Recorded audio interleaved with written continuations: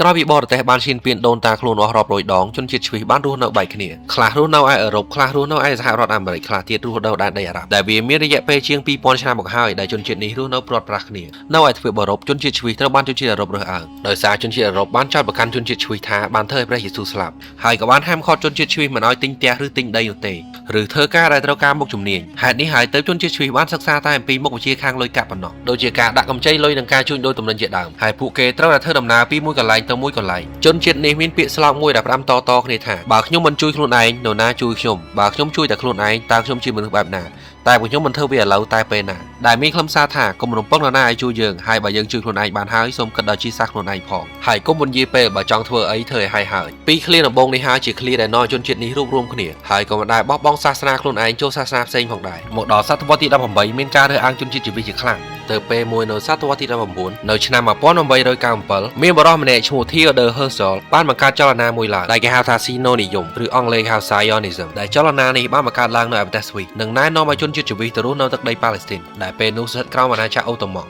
និងណែនាំឲ្យជនជាតិជ្វីនៅទីនោះរកស៊ីនិងធ្វើការនិងហៅជនជាតិជ្វីនៅក្នុងតំបន់ដើម្បីមករស់នៅហេតុនេះហើយទើបនាសម័យនោះជនជាតិជ្វីបានផ្លាស់ទីមករស់នៅប៉ាឡេស្ទីនជាពិសេសសម័យដែលអង់គ្លេសបានគ្រប់គ្រងក្រោយចប់សង្គ្រាមលោកលើកទី2ជនជាតិជ្វីដែលត្រូវបានអាល្លឺម៉ង់ធ្វើបាបបាននាំគ្នារត់មករស់នៅប៉ាឡេស្ទីនទើបនៅឆ្នាំ1947ប្រទេសអ៊ីស្រាអែលបានកកើតឡើងពេលនោះហើយដែលជនជាតិជ្វីបានជួបសត្រូវរបស់ពួកគេដោយច្រើនគឺជនជាតិអារ៉ាប់ហើយប្រវត្តិបរិសុទ្ធម្នាក់ដ៏សំខាន់បានលេចឡើងដែលលោកមានឈ្មោះថា Eliyahu Ben Shaul Cohen ឬឈ្មោះខ្លីរបស់លោកគឺ Ali Cohen លោក Cohen កើតនៅថ្ងៃទី6ខែធ្នូឆ្នាំ1924គ្រួសារលោក Cohen ជាជនជាតិជ្វីដែលរស់នៅស៊ីរីនេះឯសម័យនោះគ្រួសារលោកបានរស់នៅក្រោមអូតូម៉ង់ពេលនោះប្រទេសអេស៊ីបមានភាពល្បីល្បាញខាងរីកចម្រើនជាខ្លាំងទើបគ្រួសារលោកសម្រេចចិត្តមករស់នៅទីនោះដែលពួកគេបានមករស់នៅប្រទេសអេស៊ីបនៅឆ្នាំ1914ដែលពួកគេបានរស់នៅទីក្រុង Alexandria ឬខ្មែរយើងហៅថា Alexandria គ្រួសាររបស់លោក Cohen មានជំនឿលើសាសនាយូដាជាខ្លាំងនេះអ្វីកុមារ Cohen មានបំណងចង់ធ្វើជាគ្រូសាសនាដែលហៅថា Rabbi ដែលពេលនោះគ្រូសាសនាមួយនៅក្រុង Alexandria បានណែនាំមករៀនលោកផងដែរតែក្រោយមកសាលាសាសនាយូដាត្រូវបានបិទទើបលោកសម្រេចចិត្តទៅរៀននៅសាកលវិទ្យាល័យវិញតែពេលនោះមានទីតាំងស្ថិតនៅរដ្ឋធានីអេស៊ីបឈ្មោះថាសាកលវិទ្យាល័យ Cairo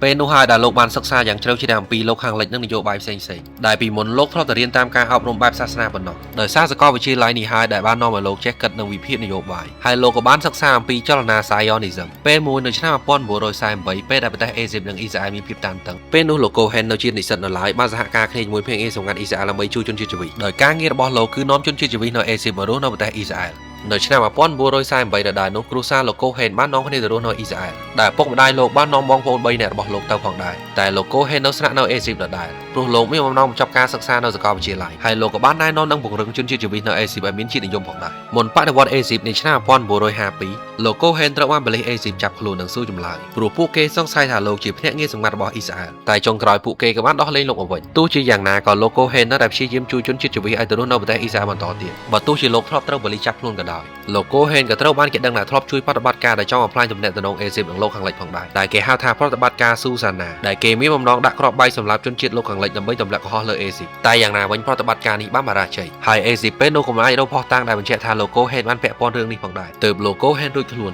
មកដល់ឆ្នាំ1956ដោយសារវិបត្តិព្រៃជីកស៊ុយអេលោកក៏គ្មានជំរឿនក្រៅពីចាក់ចេញមកអ៊ីស្រាអែលហើយនៅឆ្នាំ1959លោកបានរៀបការជាមួយស្ត្រីជនជាតិជ្វីដើមកណ្ដាលអ៊ីរ៉ាក់ម្នាក់ដែលនាងមានឈ្មោះថា Nadi Machal ហើយនឹងមានកូន3នាក់ពេលនោះលោករស់នៅឯក្រុងបាត់ចាំមុនពេលលោកបានរៀបការនៅឆ្នាំ1959បក2ឆ្នាំមកវិញនៅឆ្នាំ1957លោកត្រូវបានគេជ្រើសរើសឲ្យក្លាយជាភ្នាក់ងារខាងការពារជាតិដែលពេលនោះធ្វើការឲ្យក្រសួងការពារជាតិអ៊ីស្រាអែលដែលលោកមានតួនាទីធ្វើជាអ្នកអាសាដែលអេស៊ីបបានផ្ញើហើយក៏ជាអ្នករកមើលភ្នាក់ងារសម្ងាត់អេស៊ីបផងដែរតែលោក Cohen មិនចូលចិត្តការងារនេះទេដោយលោកគិតថាវាអត់សុខនឹងគួរឲ្យធុញទើបលោកសម្រេចចិត្តដាក់ពាក្យចូលអង្គការសម្ងាត់ Mossad ដែលជាការងារសិក្សាអំពីសត្រូវនិងប្រមូលព័ត៌មានក្នុងនាមជាភ្នាក់ងារសម្ងាត់តែគេបានបដិសេធលោកធ្វើឲ្យលោកមានអារម្មណ៍ថាគេមិនឲ្យតម្លៃលោកក៏សម្រេចចិត្តលាឈប់ពីការងាររដ្ឋនិងមកធ្វើការនៅរដ្ឋធានីតេឡាវីវិញតែក្រោយមកលោកមីឡាម៉ែដែលត្រូវជាអគ្គនាយកភ្នាក់ងារសម្ងាត់ Mossad បានកោះហៅលោកមកវិញដោយសូមឲ្យលោក Cohen ចូលក្នុងភ្នាក់ងារសម្ងាត់ Mossad ដែលវាជារឿងចែកដន្យរបស់លោកមីឡាម៉ែប៉ុណ្ណោះព្រោះពេលនោះលោកបានរើសឯកសារអ្នកដែលបានធ្លាក់ហើយក៏បានរើចំឈ្មោះលោក Cohen ដែលចំពេលនោះគេត្រូវការអ្នកចេះភាសាអារ៉ាប់ដែលត្រូវជាមួយលោក Cohen ដែលចេះភាសាអារ៉ាប់និង Cohen យល់ដឹងពីភាសាអារ៉ាប់និងវប្បធម៌អារ៉ាប់ទៀតផងនោះគេក៏ជ្រើសរើសយកលោកមកធ្វើការបន្ទាប់ពីពួកគេបានតាមដាន Cohen អស់2សប្តាហ៍ពេលនោះលោក Cohen ត្រូវបានគេវឹកហាត់ឲ្យនិយាយភាសាអារ៉ាប់សំនៀងស៊ីរីនិងស្វែងយល់អំពីវប្បធម៌ស៊ីរីកាន់តែស៊ីជម្រៅលោក Cohen ត្រូវបានគេបង្ហាត់តាមវិធីដូចជាឲ្យមើលសោខ្មៅដៃបារីនិងវត្ថុតូចៗហើយលោក Cohen ត្រូវតែមើលមួយផ្លេតប៉ុណ្ណោះរួចហើយបិទភ្នែកនិងរៀបរាប់អំពីភិនភាគ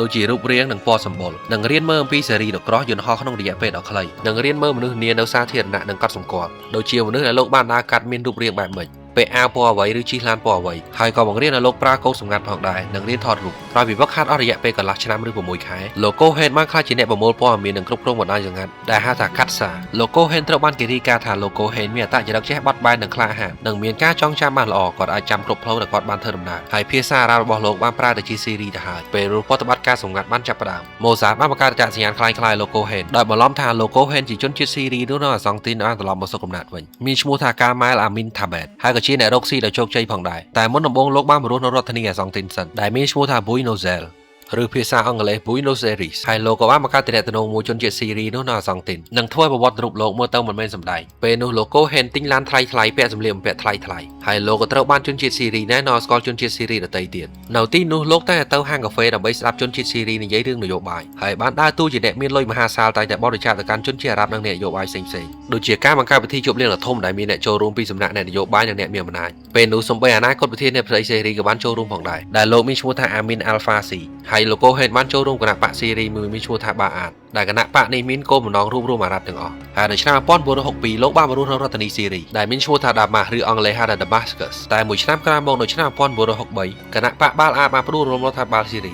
ហើយមនុស្សដែលលោកកូហេនបានស្គាល់បានក្លាយជាអ្នកមានអំណាចនិងមេដឹកនាំប្រទេសទាំងអស់ពេលនោះកូហេនបានរស់នៅតំបន់មួយឈ្មោះថាអាប៊ូរ៉ូម៉ាណេព្រោះទីនោះសម្បូរទៅដោយអ្នកមានលុយនិងអ្នកមានអំណាចក៏ជាទីតាំងស្ថានទូតបរទេសផងដែរដែលជាឱកាសឲ្យលោកកូហេនស្គាល់គេកាន់តែច្រើនហើយលោកអាមីនអាល់ហ្វាស៊ីពេលនេះបានក្លាយជាប្រធានាធិបតីបាត់ទៅហើយលោកពិតជាស្រឡាញ់ចូលចិត្តលោកកូហេនណាស់លោកកូហេនក៏ដូចជាពេលដែលលោកនៅអាសង់ទីនលោកតែទៅហាងកាហ្វេដើម្បីស្ដាប់គេនិយាយនយោបាយដែលជារឿងសំខាន់សម្រាប់ភ្នាក់ងារម៉ូសាតហើយពេលព្រឹកឡើងឬយប់ស្ងាត់លោកកូហេនតែផ្ញើសារប្រាប់តែអ៊ីស្រាអែលក៏ដូចជានៅអាសង់ទីនលោកក៏បានបង្កើតពិធីជប់លៀងផ្សេងៗឲ្យស្រីឲ្យស្រាទៅកាន់អ្នកមានអំណាចស៊េរីហើយពួកគេក៏បាននិយាយរឿងសម្ងាត់ដោយមិនដឹងខ្លួនដោយសារពួកគេគិតថាលោកកូហេនជាមិត្តភក្តិរបស់ពួកគេប៉ុណ្ណោះហេតុនេះហើយទើបលោកកូហេនទទួលបានព័ត៌មានជាច្រើនដើម្បីផ្ញើទៅអ៊ីស្រាអែលពេលខ្លះលោកកូហេនក៏បានឲ្យលុយពួកគេខ្ចីផងដែរឬផ្ដល់យោបល់ផ្សេងៗជាដើមដែលធ្វើឲ្យពួកគេរឹតតែស្រឡាញ់ចូលចិត្តលោក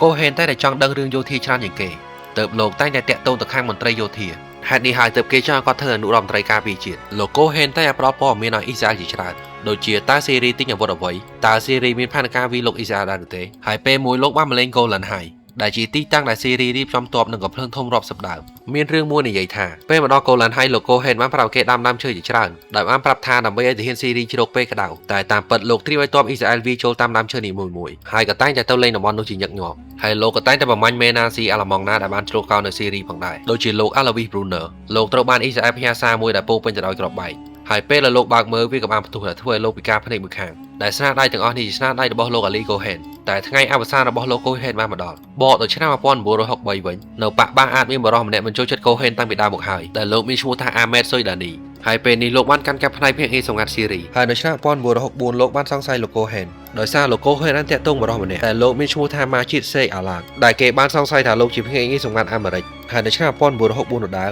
លោកកូហេនបានមកលេងអ៊ីស្រាអែលនិងបានសុំភ្នាក់ងារម៉ូសាតថាលោកលាលែងហើយតែម៉ូសាតបានសុំលោកជាលើកចុងក្រោយទើបលោកបានលាប្រពន្ធលោកថានេះជាលើកចុងក្រោយហើយដែលលោកទៅស៊ីរីពេលមកដល់ស៊ីរីវិញលោកអាឡាតបាននាំលោកកូហេនឲ្យជួបបរិះម្នាក់ដែលមានឈ្មោះថា Front Ramadega បរិះម្នាក់នេះហើយគឺជាអតីតមេណាស៊ីពីមុនហើយភ្នាក់ងារសម្ងាត់ស៊ីរីបានចាប់បានពួកគេទាំង3ពេលនោះហើយដែលស៊ីរីសង្ស័យលោកកូហេនកាន់តែខ្លាំងឡើងហើយយប់ឡើងស៊ីរីមិនឲ្យនរណាម្នាក់ប្រើវិទ្យុតាក់ទងនោះទេព្រោះគេចង់ដឹងថាលោកកូហេនផ្ញើសារទៅអ៊ីស្រាអែលឬអត់ពេលនោះពួកគេបានប្រើឧបករណ៍ទំនើបរបស់សូវៀតដើម្បីចាប់លោកសញ្ញាហើយក៏បានចាប់បានលោកកូហេនពិតមែនទៅនៅថ្ងៃទី15ខែមករានៅឆ្នាំ1965ភ្នាក់ងារសម្ងាត់ស៊ីរីបានបុកចូលផ្ទះលោកកូហេននិងបានចាប់ខ្លួនលោកកូហេនបានសម្រេចនិងបានដាក់ទោសលោកកូហេនដោយការព្យួរកពេលដឹងរឿងអ៊ីស្រាអែលបានសុំស៊ីរីឲ្យដាក់ទោសលោកមួយជីវិតបានហើយជំនួសឲ្យការព្យួរកតែស៊េរីមិនព្រមនាសម័យនោះសូម្បីតែសម្ដេចប៉ាក៏ព្យាយាមសុំឲ្យស៊េរីដោះលែងផងដែរនិងប្រទេសធំមួយចំនួនក៏បានសុំផងដែរតែចុងក្រោយស៊េរីនៅតែមិនព្រមដដែលនៅថ្ងៃទី18ខែមីនាឆ្នាំ1965លោកកូហេនត្រូវបានស៊េរីព្យួរកតែលោកត្រូវបានព្យួរកនៅទីលានម៉ាចេះរដ្ឋធានីស៊េរីមុននឹងស្លាប់លោកកូហេនបានសុំជួបរ៉ាប៊